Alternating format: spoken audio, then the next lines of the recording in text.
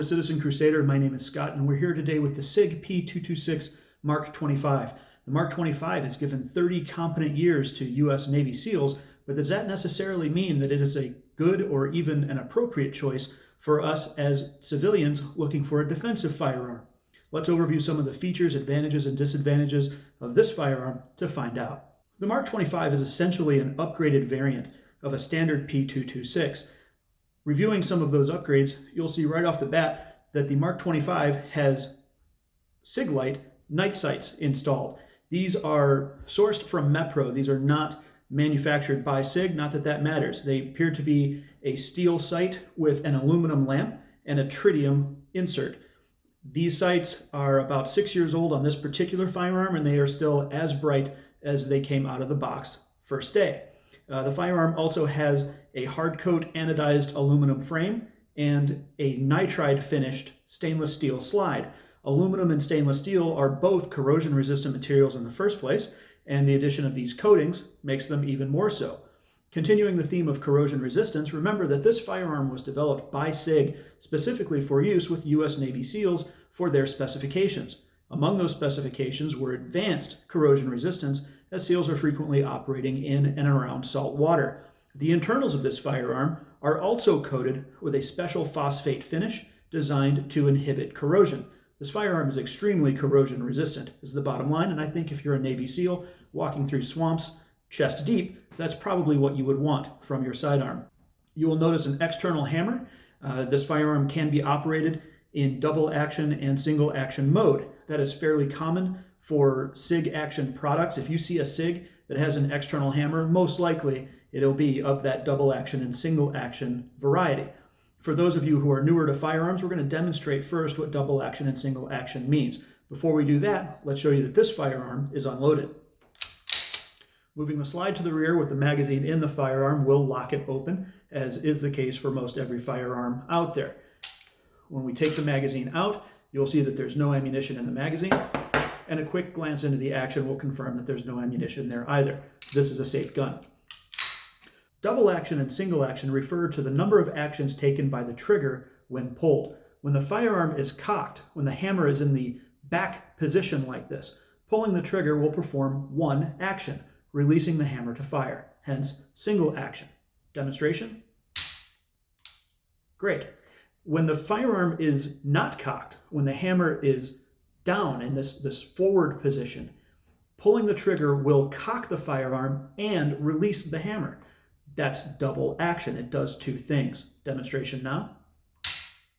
You'll notice that the trigger has much farther to go and requires more force in double action mode.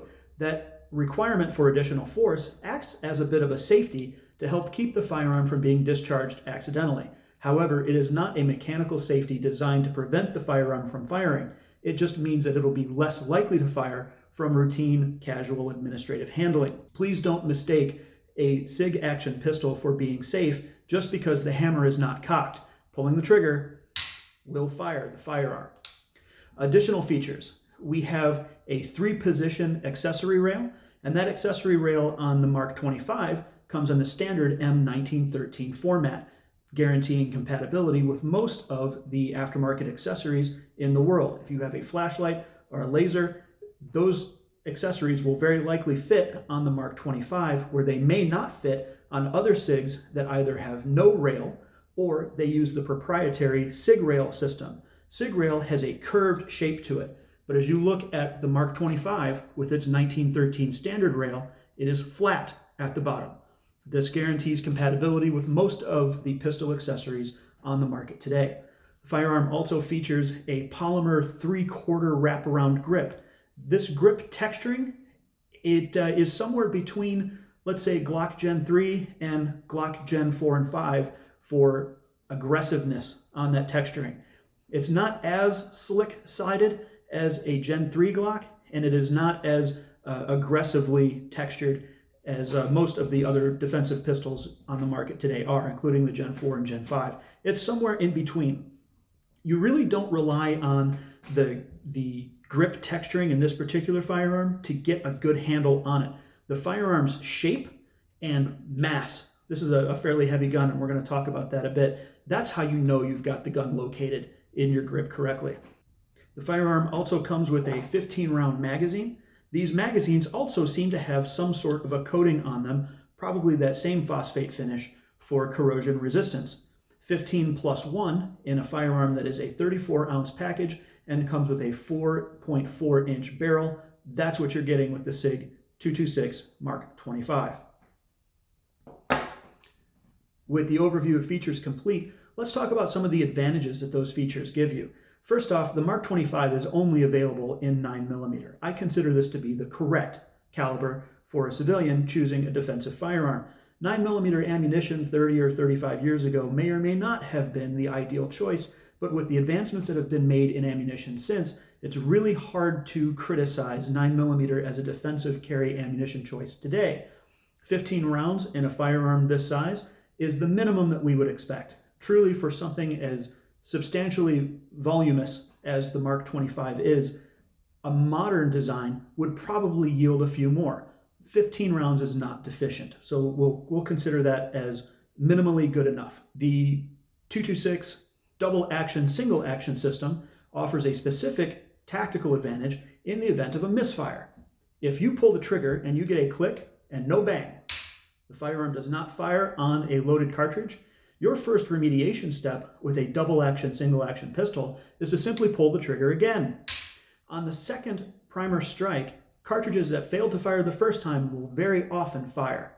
And if it doesn't fire after a second strike, then we move into our standard remediation for a pistol that's fallen out of the fight. The first thing we'll do is apply pressure to the magazine. We tap it, we will pull the slide to the rear and release it, ejecting the round that did not fire, moving the next round into the chamber, and pull the trigger again. This is commonly called tap, rack, bang. The 226 may not need to go into that procedure immediately upon its first misfire.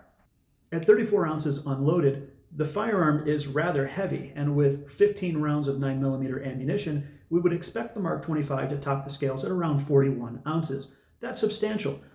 A heavier firearm like the Mk25 results in a softer shooting experience for the shooter. The energy generated by the 9mm cartridge to accelerate those heavy slide and barrel components to the rearward results in little energy left over to be imparted to the shooter. Think of it as like inertia debt. There's so much debt that has to be paid to get these heavy pieces going that there's very little left over to be paid by the shooter. That softer shooting experience will result in more confident first initial shots and follow-up shots should they be required. This results in more rapid follow-up shots as well. That softer experience will reduce the shooter's awareness of recoil and allow for more confident follow-up shots, improved pistol marksmanship. Weight can be an advantage. The Mk25 also has a handsome laser engraved anchor on the slide and a government UID sticker on the frame. This sticker is a sort of two-dimensional barcode used by armorers for scanning an individual component into and out of their inventory control. For a civilian, it really does nothing except help to identify this firearm as an actual Mk25. Likewise for the laser engraving on the slide. While it looks great, it's not going to give you any kind of a tactical advantage. A lot of people buy this firearm because they think that if it's good enough for the SEALs, then it must be good enough for them. I feel like that's a bit misguided. I think that they have a very different range of concerns and requirements for their equipment than we as civilian shooters do. Let's move on to disadvantages. For one, as we said before, this firearm is heavy. 34 ounces on a full-size duty frame, that is a lot to carry around with you. You will definitely know that you've got it. My concern for a civilian carrying a firearm that is this much of a package is that when holstered, it may not fit well in center consoles and glove boxes, depending on your car. If you're someone who has to leave the firearm in a vehicle, locked up and holstered, that could be a concern for you, as it just may not fit in the places that you have to put it. Someone who's more committed to their firearms lifestyle may have installed lock boxes in their vehicles to accommodate larger framed pistols like this one, but for the rest of us, that may be a bit much to swallow. Living with a firearm like this is a chore. It really requires a decision that that's going to be your gun. Other disadvantages. We mentioned that the firearm is single action, double action operation with an exposed rear hammer. That exposed hammer does introduce two specific problems. For one, it's an ingress point for foreign material to enter the action of the pistol. Things like sand, mud, dirt. If you lose control of the firearm in a fight and have to recover it, that's just an extra place where the firearm can bring that external material in and foul its operation. Also, an attacker who realizes that you are shooting a hammer-fired pistol may use that against you. If in the struggle they are able to get any part of their hand or a glove or a bit of finger, really anything, to obstruct the movement of that hammer, that firearm is out of the fight until you can free it. The only good news with the Mark 25 there is that it is double action as well. If it becomes decocked as part of that struggle, you're back to just having to pull the trigger again to fire the round that's already been chambered. Personally, I feel like this is old technology. Most modern defensive firearms are striker fired and feature polymer frames. They're easier to live with, and they do not have this exposed action, this foreign material ingress opportunity. The Mark 25 has served the Navy SEALs very well for those 30 years, but it's certainly worth pointing out that even they don't use these guns anymore. There are still plenty of them in inventory, and the last I heard is that they are trying to cycle them out. But as this was the Mark 25, along since have come the Mark 26, 27, 28, and 29, all of which are striker-fired Glocks. None of them are aluminum-framed heavy guns like this beast here was. Another disadvantage of the Mark 25, and indeed all P226s in general, is that they like to foul up as soon as they're introduced to sand, mud, or heavy dirt. This is well documented on YouTube. I encourage you to find other reviews where people have demonstrated this with several different P226 products, including the Mark 25. I believe that this is owing to the fact that tolerances are very tight. The fit is very close between the slide and the frame, and I can tell you that when this firearm is disassembled, the frame is all rail from front to rear. And with those tight tolerances, it doesn't take a lot of foreign material to get in there to stop the firearm from working. Also, these firearms are expensive. The retail price of a Mark 25 is $1,000, and occasionally you can find them on sale for $900 or slightly less. This firearm was purchased new by me for $900 approximately 5 or 6 years ago. When you have a firearm that's that expensive, you have to ask yourself, are those hundreds of extra dollars worth it compared to the competition? If I can get a firearm that also shoots 15 rounds of 9mm ammunition for $500, and I can get that firearm in a package that is less prone to fouling as soon as it's introduced to those foreign substances, and it does not have the disadvantage of the hammer system, and it's much lighter, why in the world am I paying nearly twice as much for this firearm? So when we consider all of these things together, the weight, the action disadvantages, and the cost of a firearm like this, we really have a hard case to make for this being the choice of a defensive civilian platform. So in conclusion, would I recommend that you carry this gun? No, I would not. I think that its disadvantages line up just a little too strongly against its advantages. And there's a lesson there. Just because it's good for the Navy SEALs for 30 years or so doesn't mean that it's good for the rest of us. In conclusion, is it good for civilians, yes or no? I give it no. This firearm is simply too heavy. It's old technology. It is too prone to fouling, and it has this external hammer-fired system. This is old technology. This is not a firearm that I would recommend you to carry as a civilian defensive shooter. So that's it for the Mark 25. Thanks for tuning in to Citizen Crusader Reviews. My name is Scott, reminding you to be a crusader.